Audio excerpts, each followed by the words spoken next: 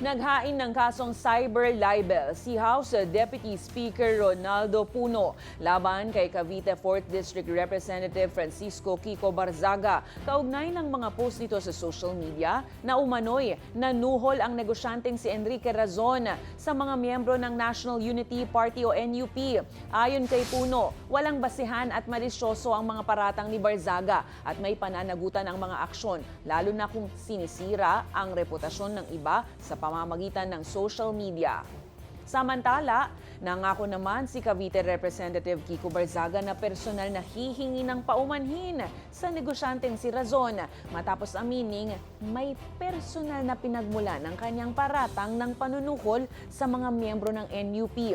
Nauna na nga naghain si Razon ng kasong cyber libel kay Barzaga noong January 14.